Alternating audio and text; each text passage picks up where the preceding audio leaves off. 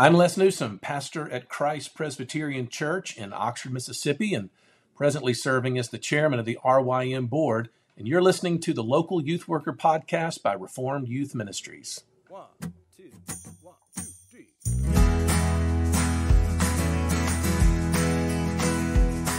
Hello, everyone. Welcome to the Local Youth Worker, a podcast brought to you by Reformed Youth Ministries. I'm your host, John Parrott. Today, I'm here with Les Newsom, as you just heard from the tagline, and Brent Corbin. Brent, Les, how's it going? Yeah, man, doing great. Glad to be here.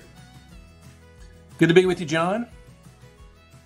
Yeah, good to see you guys. Looking forward to talking today about RYM. We have a lot of different topics that we talk about on this podcast, but to talk about the ministry of RYM, more some of the history, some of the looking forward.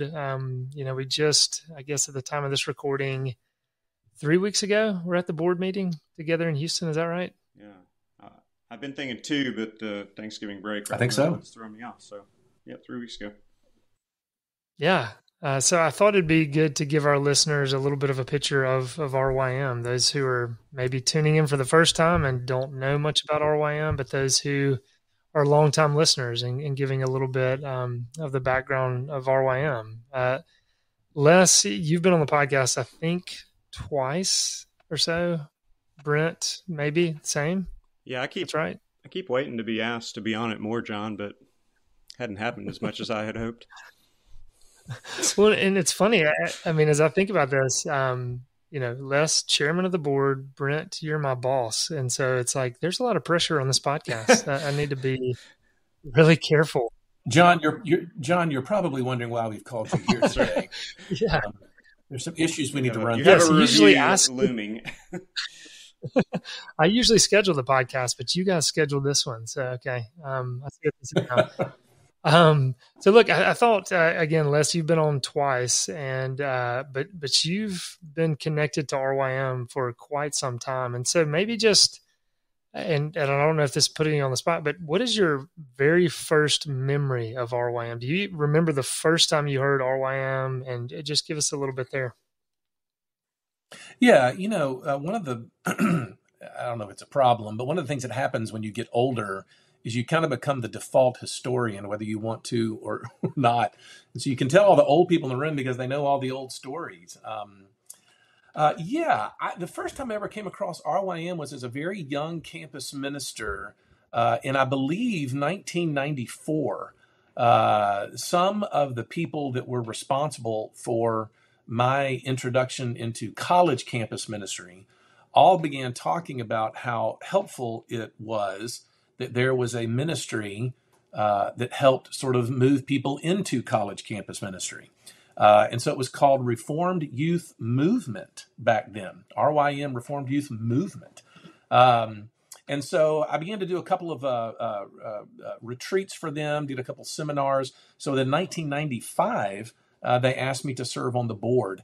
It's really interesting to watch the growth of RYM during that time, because I served for the next 10 years till about 2005. And during that season, what RYM really was nothing more than a single 1-week beach conference that was committed to solid biblical teaching and youth director resourcing as much as we were able to do. At we got 1 week in the year shot at doing it. And so it's very limited. The board would get together for 1 week during a year. We would assign and dole out responsibilities. And then we would rally down at the beach in July and put on the conference. And so it was fairly haphazard a little bit. There was a little bit of, glorious disorganization that happened during that time.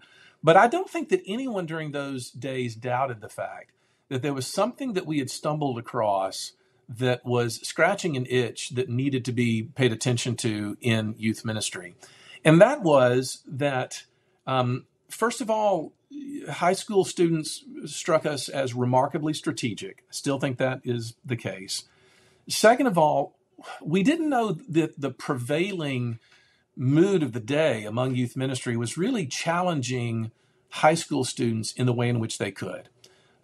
we came with a conviction that the Reformed tradition is just as accessible to high schoolers as it was to college students or as it was to adults.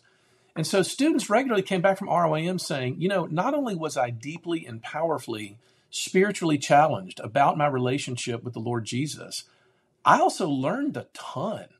I grew during that time. I became hungry. I actually read my first Bible book from my time at RYM. So very early on, the seeds of what I think make RYM great today were present in that early board during that time. Now, I got off in 2005, and probably due to my departure, RYM exploded in its influence in the years afterwards. And I watched with some joy RYM become what it is today and really advancing into what it's becoming as one of the most trusted names in youth ministry.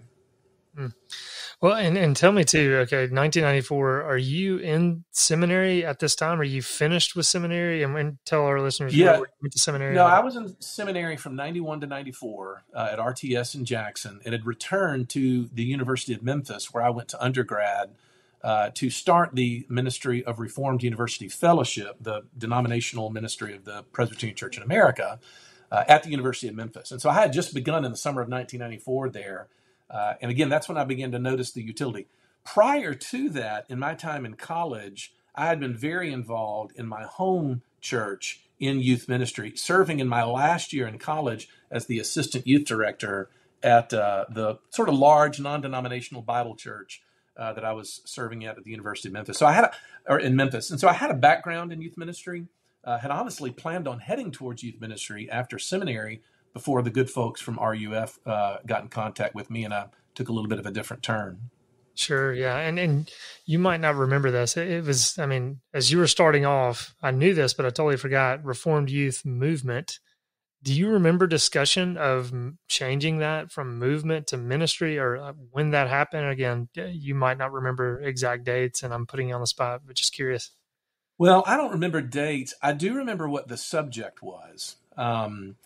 The reason why, if I'm not mistaken, I was not there for these discussions, but the reason why the word movement came in from ministry is because there was a recognition that the service that RYM was providing was intending to be a resourcing ministry, not necessarily something that was going to replace the ministry of the local church. Does that make sense? Mm-hmm. And so ministry, they felt like, inched a little too close to something that was really church-based, church-overseen, and church-run, rather than being sort of a resourcing ministry and an arm to come in and help youth ministers in what they're doing in local churches now. So it was a very fine-tuned distinction. I'm not exactly sure why there was time spent on something like that. Ministries, I think, makes much more sense to the broader group of people. Movement now feels like a cult, maybe. I don't know.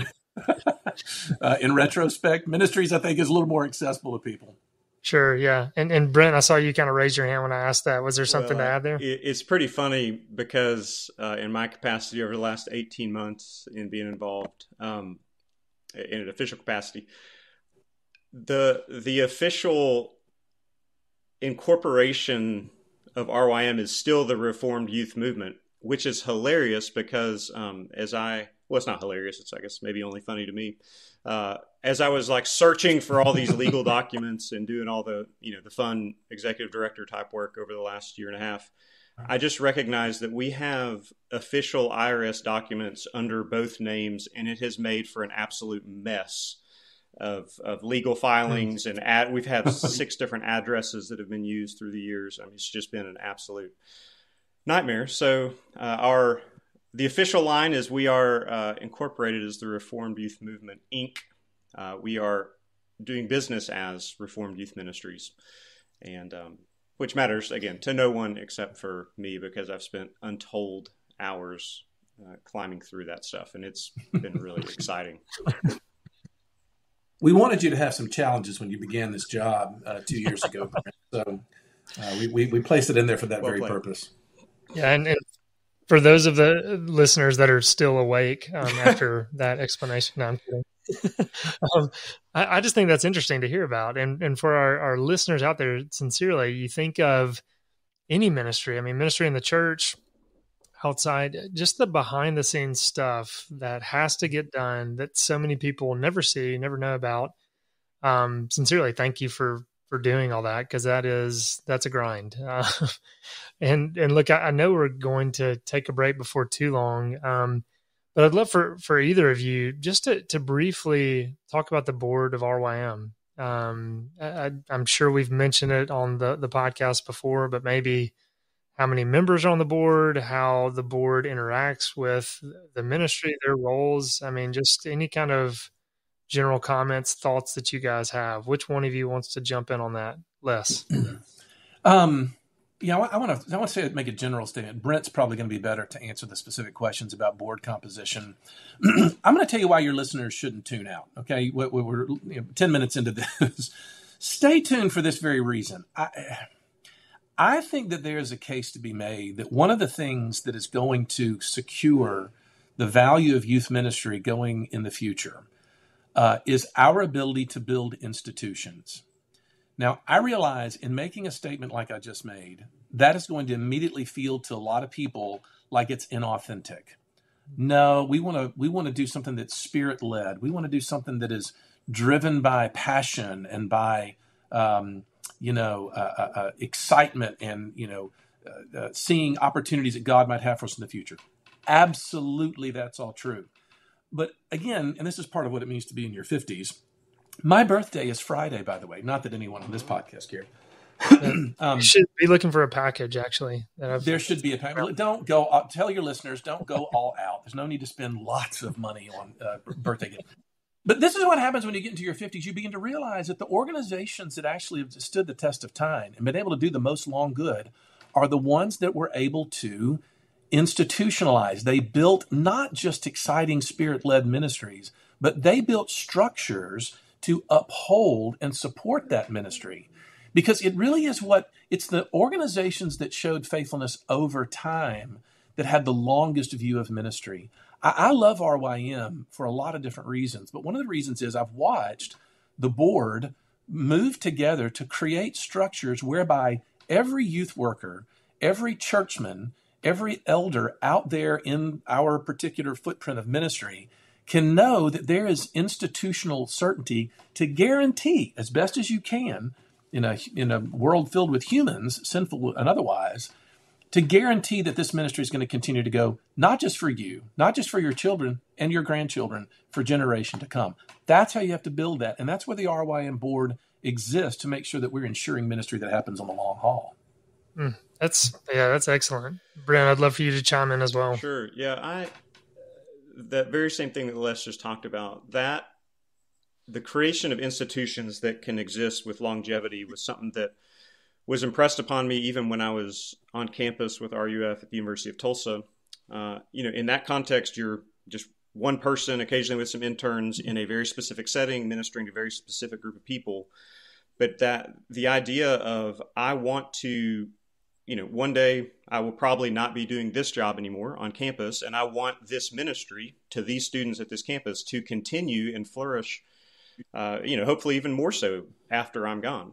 And that doesn't just happen automatically. And you can see it all over the place in transitions in ministry. It certainly happens in other spheres too. But, when you have ministries and organizations that are led oftentimes by one person or a couple people, those transitions of leadership can have really devastating or certainly unintended consequences. So I just started to think about it early on in ministry that, one day, if and when I was going to leave RUF at University of Tulsa, what would it look like to, at that time, hand off a ministry that wasn't personality driven, that wasn't, that I wasn't so central to the thing that it couldn't survive in my absence. And so stepping into RYM in the capacity that I have, that really is still there, that I'm throwing myself into this work and I'm loving it. And I love to think about the organizational nature of everything, in addition to the direct ministry impact that we have with students and with leaders and churches.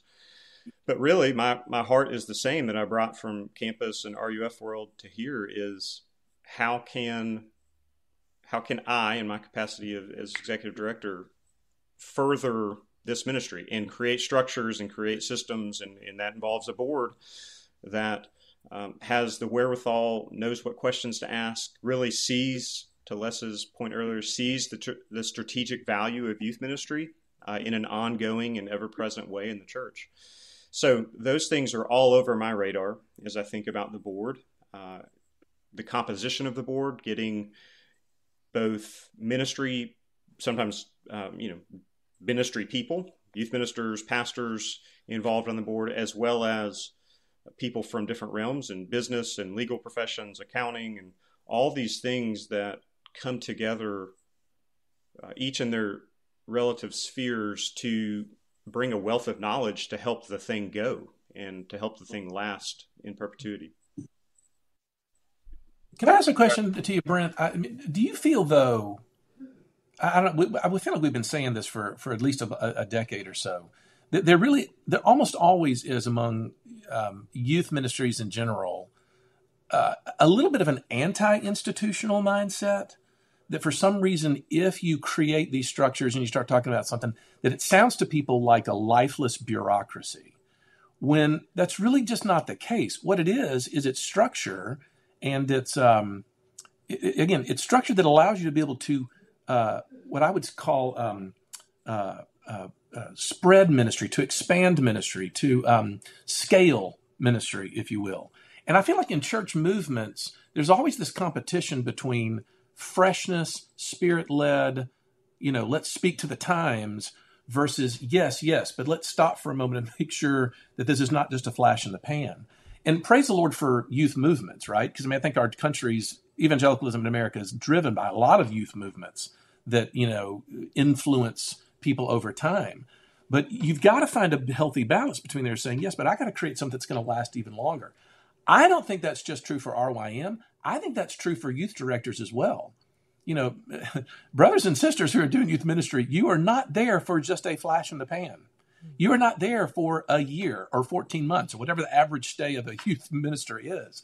Lord willing, you're going to be there so that the children that you're dealing with now, young people you're dealing with now, will have generational experience with what you're establishing as values, as vision, as, again, structures that meet the needs of youth ministry. Am I wrong about that, though? Is there still an anti-institutional vibe out there in evangelicalism among these kinds of things?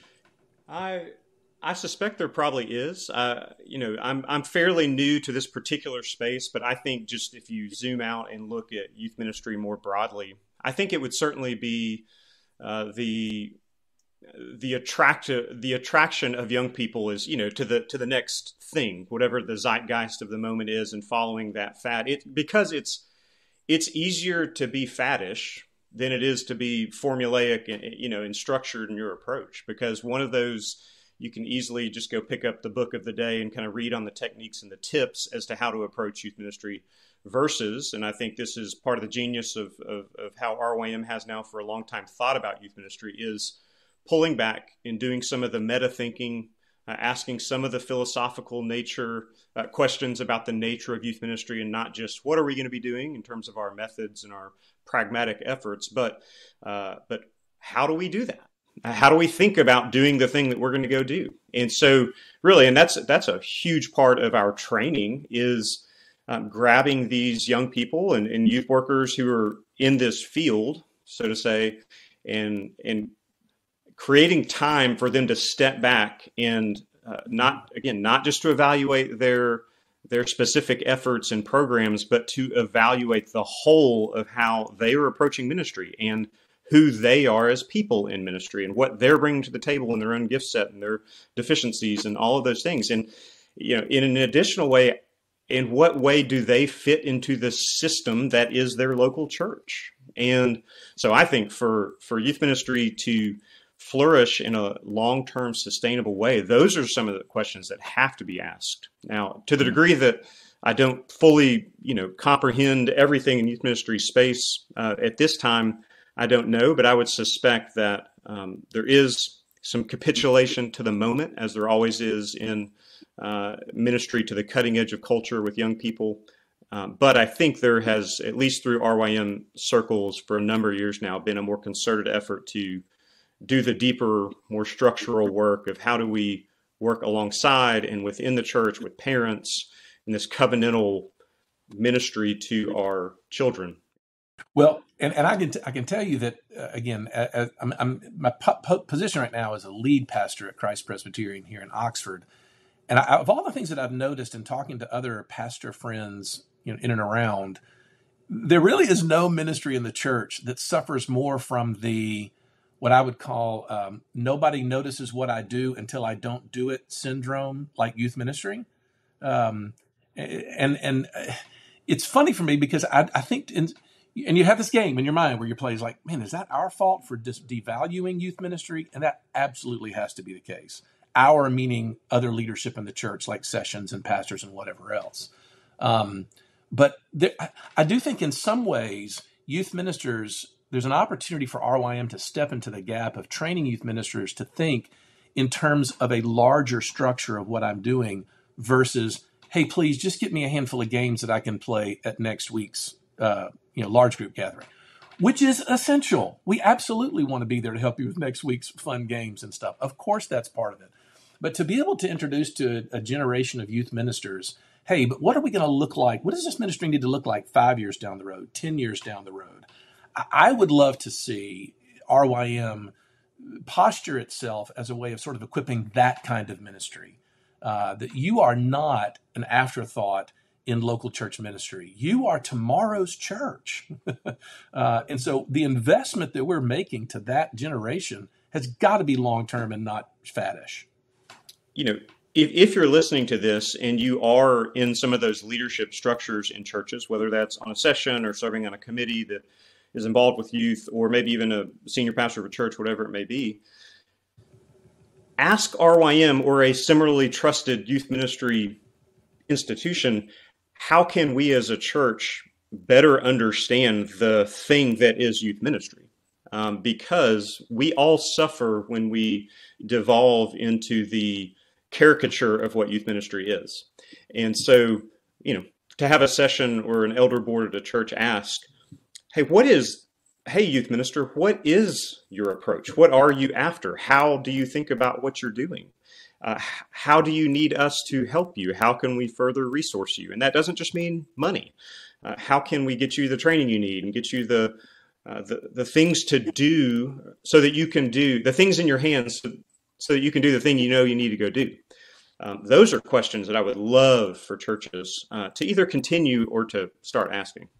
Yeah, no, Les and Brent, this is great. And, I know obviously youth workers tune into this podcast, but we have a lot of parents tune into this podcast. And I've heard from parents who say, this podcast has really helped open their eyes to some of the challenges that youth workers deal with. And I mean, Les, you were kind of highlighting that just a minute ago. So look, let's take a break. And on the other side of the break, I think we'll get into some of these opportunities for RYM to partner with churches, with youth workers specifically. We might be looking back a little bit too, as we talk about some of the history, but also just the challenges and the threats as well as the opportunities. So we'll take a quick break and I'll be back with Les and Brent.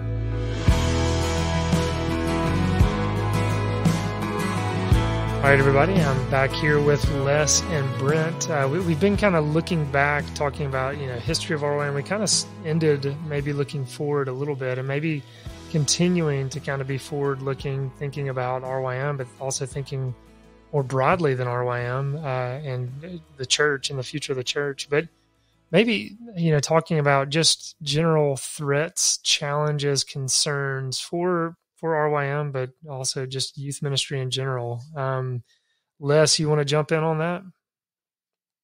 Yeah, I mean, I don't think it's any sort of earth-shattering news to say that the speed with which cultural change has speed may not be the right word. I think the change, youth movements, I think, are changing in the sense that they happen over much shorter periods of time. The movements kind of rise, take place, burn out quicker than they used to be. And I think what that's led to in American youth ministry is just an increasing polarization of people not knowing how to interact with each other, counter movements rising up that, can be very distracting. Once someone presents you with a very difficult case of someone who says, I know that I was born male, but I really do feel as if I'm female on the inside. That can be very dizzying to people who can't imagine the circumstances that had to exist prior to someone being able to say that in our culture and have it be intelligible. And so I do think that there's a greater emphasis on youth ministry needing to know exactly what we are and what we're going to major in, and to be able to identify application of Bible truth to the foundational Bible truths that we stand upon. Because those applications are going to be varied over time, depending on what these issues kind of come up for. And locking in on what those core values are, I think, is always going to be relevant, always, to deal with counter movements that sort of try to move you off center. Mm-hmm. Yeah, and even that, you talking about just kind of movements being a flash in the pan, they're coming and going. That made me think about Jean Twengey's newest book, which I've only dipped into, I haven't read a whole lot, but Generations. And her really talking about technology marking the distinctions between generations. And obviously, technology is changing so quickly. New generations are coming so quickly. And you just think about that kind of correlation with these movements as well. Anyway, that just kind of triggered that thought. Brent, did you want to jump in?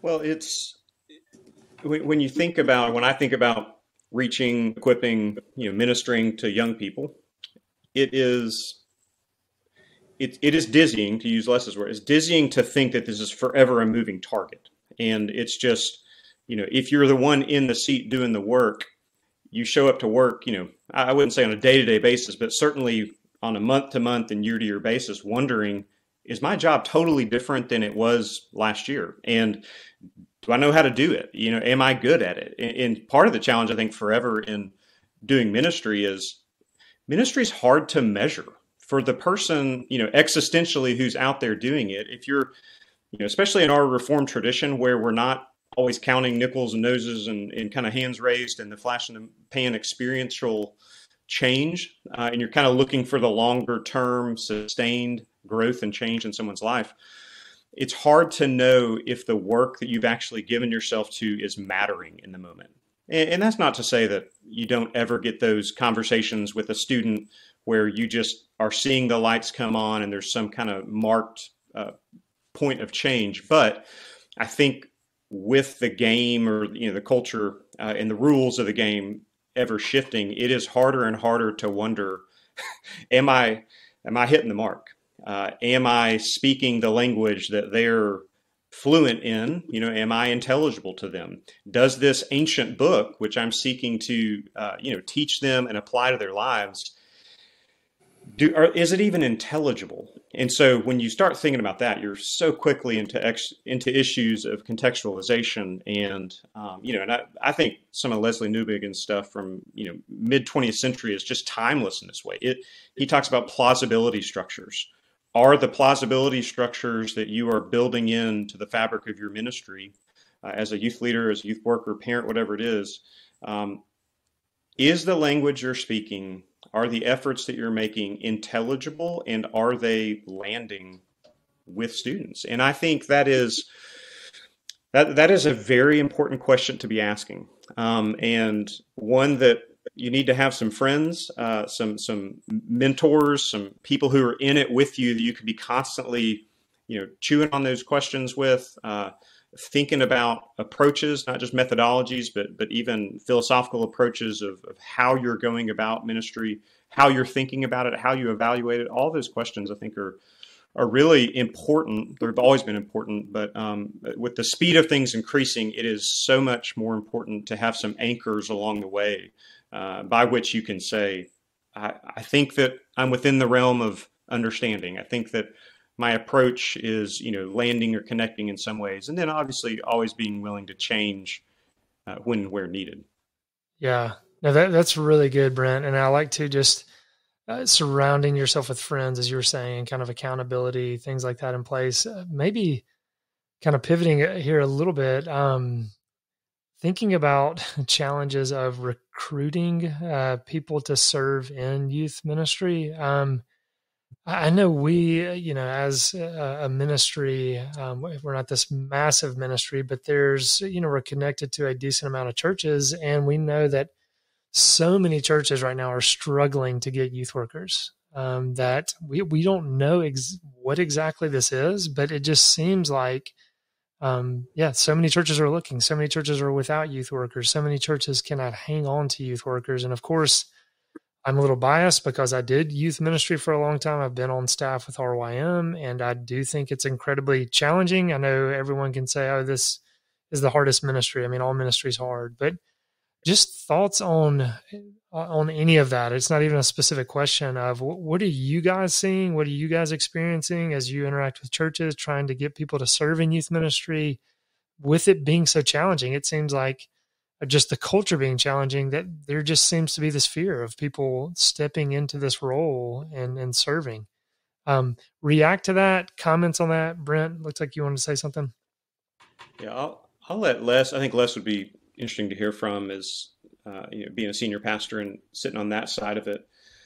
I was really struck this fall as I was reading and listening to. Actually, I listened to The Great Dechurching a few times and then read it, and our staff went through it last couple weeks ago at our staff retreat.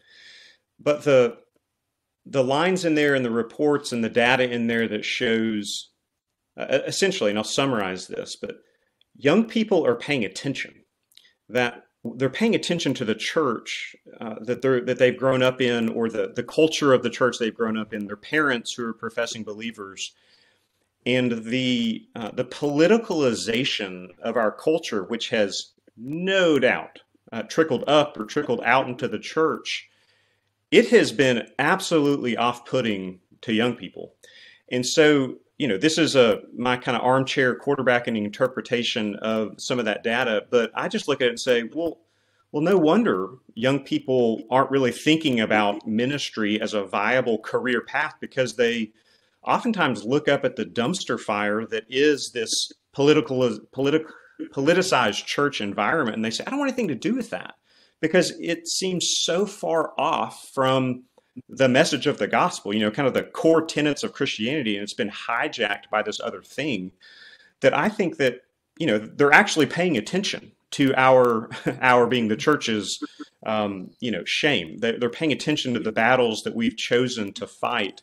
And I think they're saying no thanks. And I say that with a great heaviness of heart and a tremendous desire to try and help churches in the degree that we can, but to help write the narrative and to look at young people and say, hey, yes, that is a sad reality in the church right now, but let's help you see what the actual work of ministry is and what the opportunity is with young people. Because the statistics, again, in that book and in other studies that have been done, they're absolutely dreadful in terms of the number of young people walking out of the church never to return again. This isn't to even speak of people who don't start in the church. So I think to help young people see, coming out of college or those formative years when they're getting a job or thinking about career, that youth ministry is ripe for maximum impact, employment, career, whatever you want to call it. And if you want to be a part of something that is so impactful that you literally are right up next to the end product, i.e. lives that are being changed, you'd have to convince me otherwise, that youth ministry isn't actually the biggest bang for your buck, impact for your life job that's on the market right now. And there are plenty of them on the market. I have to bring you into my existential moment on that, because one of the best evidences to the truthfulness of what Brent just said, dear listener, is my slight anxiety of even commenting on what he just said. I'm telling you that the polarization of dialogue among evangelicals around political topics in America today is the number one source of next generation alienation to the gospel that could exist. Nothing comes close. Antagonism towards LGBT issues, that ain't it. Non-support of trans communities, that ain't it. The reason why the next generation fails to take the church seriously is because it is bought and sold by a certain political party. And again, you got to hear me. I'm a little anxious even talking about this, because this is going to go out.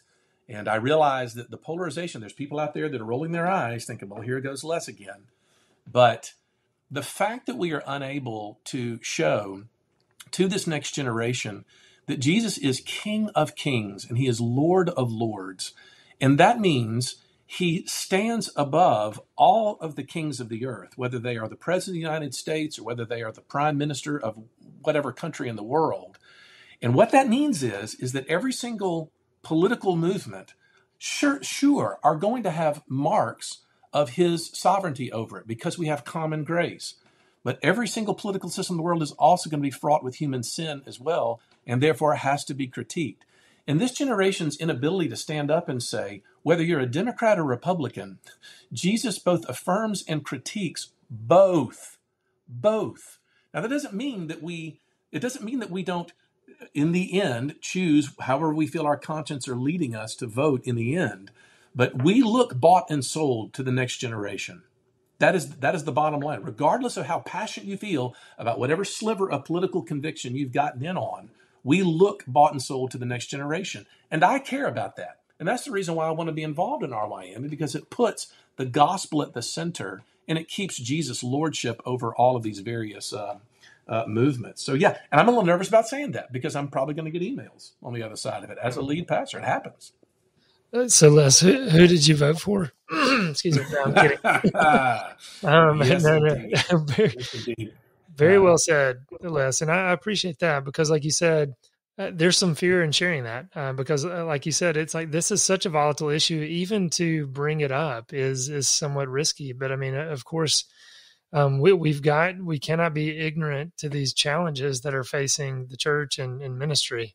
So yeah, it's important, even though, some of this can be uncomfortable to talk about, what we need to be talking about challenges. We don't need to be ignorant of this. But I know we've got maybe 10, 15 minutes left. I'd love to talk about some things that excite us that are on the horizon, just opportunities for the ministry. Specifically related to RYM, but even broader than that. Les, Brent, I don't know who wants to jump in here, but kind of some things on the horizon, vision for the ministry. Brent, Les, go for it. Yeah, we just to let your listeners in on the fact that we had a great board meeting a few weeks ago, and we just had so much to celebrate. There's something really wonderful about participating with a group of people that are deeply passionate about youth ministry, that again want to live up to the goal of this ministry, which is to be the most trusted name in youth ministry. I think what you're going to see in the years to come is an expansion of conferences. Our conferences obviously are our lifeblood. We do that very well. And seeing those conferences go in various parts of the country where they're more accessible to people outside of the footprints that we commonly run in now is one of the coolest things that you're going to start to see. So stay tuned, dear listener, to the new opportunities that are coming there. I think the second one that jumps out at me is just how much emphasis is being put as a board and as a ministry on the development of youth ministers and making sure that they are well resourced. I think that youth leader training, what we affectionately refer to as YLT, that happens in January, is one of the most exciting parts of what RYM is doing. We love what we're able to do with young people themselves, but empowering those youth directors at that week-long conference where you are trained, where you are nourished through the preaching of the word, where you are building relationships with other youth ministers that you're praying with in small groups. It is a serious shot in the arm of energy to a youth worker to have something that valuable and that resource. And the more that we build that out in other ways through our mentorship programs, through cohorts that we're starting to build out of RYM, you're going to hear more and more opportunities as a youth minister to say, when I start to participate with RYM, they're going to cover almost every aspect of what I need to be empowered as a youth minister to do well in ministry.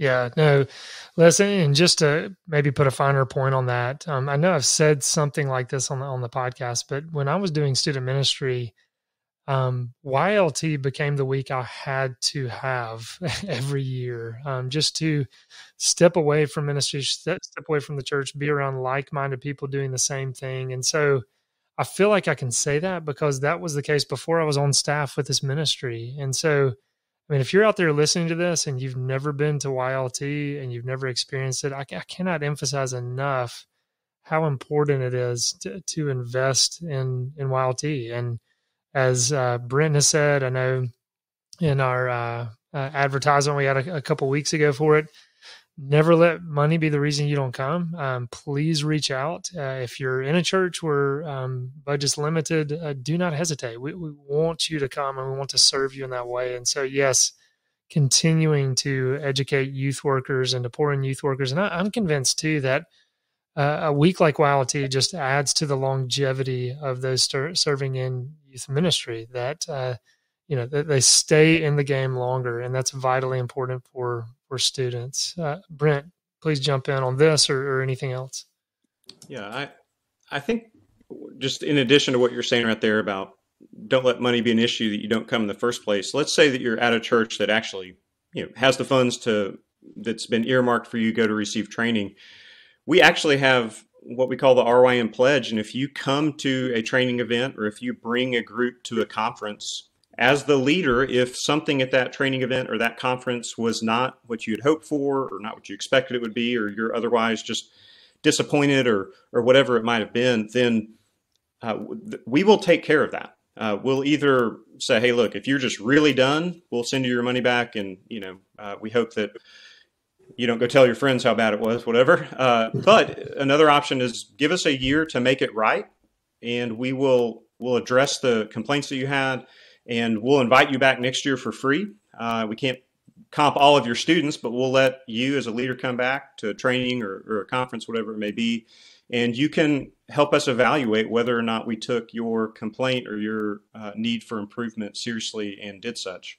So it's really a no risk opportunity to come and see how passionate and how serious we are about the task of training up youth leaders and those who are generally speaking into the lives of young people. We think it is massively important, so important, in fact, that as a ministry, we are raising significant funds on our end to try to build out some of the structures of RYM that, as Les mentioned, whether that's in conferences, I'm certainly thinking about training also, so that we can expand into different parts of the country, but also expand in our depth and breadth of how we do what we do in a sustainable way for years and decades and generations even to come. We want to be the most trusted name in youth ministry. And part of building and engendering trust with individuals or with churches is to do things well over time. And ministries, again, that Les was talking about earlier, that stand the test of time are those ministries that steward some of these behind the scenes but very important issues well for years and decades. And so that's what we're trying to do. We're trying to grow in a sure and steady way. But we do want to grow as we see the Lord leading us. And, if looking back on RYM's expansion efforts through the years, tends to be the way that happens as conferences would expand and as additional networking opportunities happen with conferences with churches that would come to conferences. Then there were additional needs for training of those youth leaders who were now in, what I affectionately refer to as RYM's orbit or ecosystem, just that we have relationships with. We start seeing increased opportunities to train them and pour into them and to walk alongside their churches in how they're thinking about youth ministry, and just the full orbit of how it is we seek to come alongside churches and resource them in all facets for the task at hand. Yeah. And let me say too, I know people tune into this from coast to coast, and there are many states that listen to this podcast who don't have a conference nearby. Please, let me just encourage you, reach out to us. Let us know if you'd be interested in having an RYM conference in your area. And we'd love to interact with you and to pray and to cast vision on that. So let me just please make that appeal as well. Les and Brent, I know we've probably got 5 more minutes. Any other kind of bullet point things on the horizon, vision you would like to share? Anything else before we wrap this up? Well, I appreciate the chance to talk about RYM at any time. John. It's a great work that you're doing with the podcast. It's an amazing thing that's happening with Joe Deegan and the release of brand new music with RYM Music. We love to see, how much good Michael Hall is doing with the youth directors. I think staffing wise, RYM is as strong as it's ever been. And, seeing new hires on the horizon, seeing new abilities to move into other areas is another area that I'm excited about seeing where RYM goes. But it's also another thing to pray for. And I don't know, y'all been talking about, financial issues. Look, to all the local pastors that are out there listening to this, there is just no more valuable investment you can make than an RYM. And I want to challenge all of you. We came on board with RYM a number of years ago to start supporting them financially. And it has been a really unbelievably rewarding investment of our benevolence giving, or our institutional evangelism giving from our church, to see RYM flourish under that. And so I hope that at the end of the year, you'll consider thinking about next year's budget and putting RYM in that budget, talking to whoever it is in your structure at your church that can make that happen, and just let them see exactly what's going on. This is where the action is. This is where God is at work in just wonderfully exciting ways for the future. So we want to be invested. We hope you'll be invested too. Yeah, thanks for that, Les. And Brent, do you have any closing remarks, anything you'd like to say as we close this out? I'm just grateful to get the chance to sit here and talk to y'all about this. I mean, I think about it all day, every day. As a staff, we talk about it all the time. Loved getting to be with the board a few weeks ago to, continue to get their input and to share about the exciting things happening. And I use that word intentionally. It is exciting. Not every day in its minutia is, life-changing, and you don't always see the bigger picture impact of everything. But I think when we get these moments to zoom out and think about the potentiality of what can be, in addition to the actuality of what is, it is incredibly invigorating. And again, whether it's you in a capacity of someone who can potentially support the ministry financially, certainly prayerfully, or you're someone who's in the seat doing youth ministry, let RYM partner with you in whatever it is that you want to do. We really do seek to be trusted. We want to do things well. We want to work with excellence. We take our relationships very seriously. It's one of our core values. And we hope and pray that as you interact with us in all the various ways that you might, that relationship bears fruit over time, that just continues to plant seeds for the kingdom for years, decades, and generations to come. Yeah, well said. And this, invigorating. That's a good word, Brent. This conversation, just really have enjoyed it, encouraged by it. Les, Brent, thank you for the two of you, just your individual investment and what you mean to RYM, but specifically taking the time to come on the podcast today.